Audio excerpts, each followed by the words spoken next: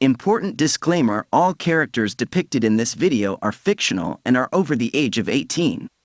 Kasuga is an ordinary girl who suddenly became interested in Dragon Balls. You know what I'm talking about. But one day, her classmate Kobayashi sees her being very quiet and calls out to her. But Kasuga is so focused on her thoughts that she doesn't pay attention. All of a sudden, Kobayashi pulls her hair, making her annoyed. Kobayashi asks why she's so quiet, and she tells him she's thinking about something. Give your meat a good old rub. Yeah, boy. He becomes more interested, but she insists she won't say anything. Minutes later, Kasuga starts thinking about the majestic Dragon Balls again and can't concentrate. Oh my, Kasuga, calm down those evil thoughts. Stop it. Get some help. And that's not all. She starts counting them during the class with no difficulty, practicing for her math exams this way. But apparently, it doesn't help her get a good score. Kobayashi notices and rubs it in her face that he got 100 points and she got 0. Seriously, who's dumb enough to get a 0 in an exam?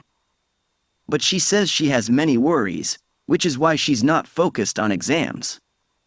He asks her what's bothering her, but she doesn't plan to tell the truth, and this makes Kobayashi angry, even calling her foolish.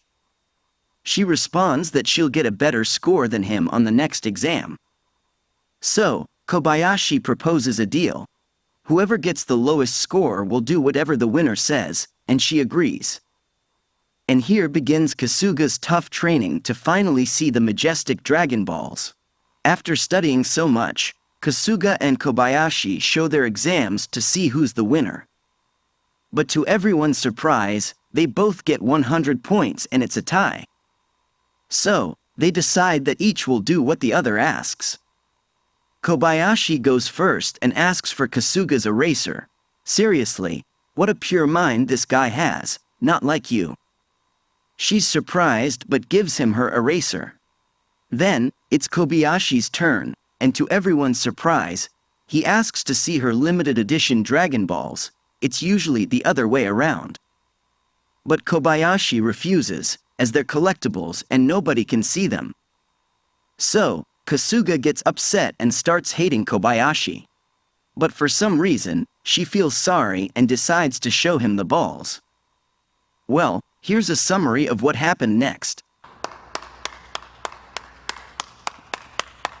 The next day at the library, Kasuga starts reading a book about human anatomy, all normal until here. But she starts feeling a bit strange. Even with a biology book, nothing escapes her.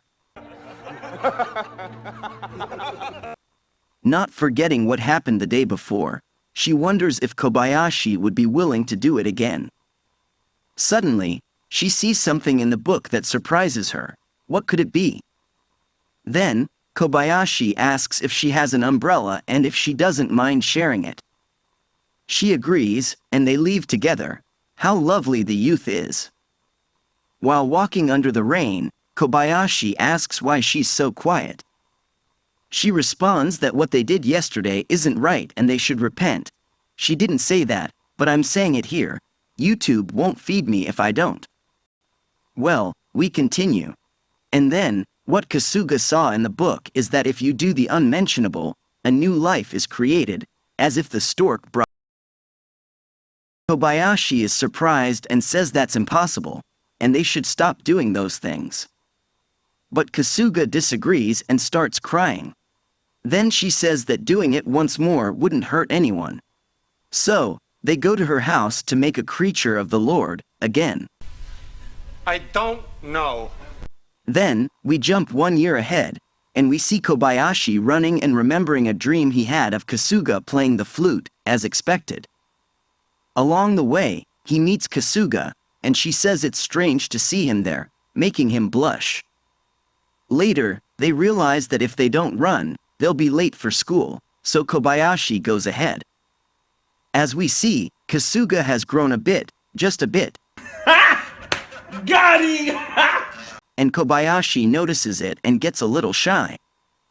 The teacher then asks Kasuga and Kobayashi to clean the gym after class. In the gym, we see Kobayashi inflating basketballs and talking with Kasuga, remembering what they did years ago. I think they'll never forget. But when Kasuga starts remembering those moments, she starts blushing, and Kobayashi gets nervous. When they finish the job, they realize the door is closed, and they can't leave. They must wait until the teacher comes. A boy and a girl locked in a gym. What could happen, right? Hey, that's pretty good. Due to poor ventilation, they start feeling hot. But don't worry, Kobayashi has a water bottle to cool off. But suddenly, Kasuga feels the urge to go to the bathroom, really, at this moment. And she has a brilliant idea. She'll use Kobayashi's water bottle as a last resort. After this, yes, it's no mystery, after leaving the gym, Kobayashi asks Kasuga to go out with him. She likes the idea, and a new relationship begins between these two. It was about time, right? On the day of their date, we see Kobayashi waiting for her at the station, and when Kasuga finally arrives, he asks her why she's early, making him nervous, and Kasuga blushes too. As they walk together, Kobayashi plans to go to the planetarium, but he's not sure if it's a good idea because it's too cliché, and Kasuga suggests doing something more romantic. What's on her mind? Here, Kasuga takes Kobayashi's hand, and they both get nervous. Seriously? They've done worse things. Suddenly, Kasuga forgets that she has to go to the pharmacy for something, and that something is cell phone cases. This surprises Kobayashi, and he likes the idea. They both get very shy when buying them, not for other things, though. Finally, after buying them, they go to Kasuga's house to try those waterproof cell phone cases, and well, you know what happens here. And well, this story ends here. If you liked the summary, don't forget to leave a like and subscribe for more summaries like this one. Until next time,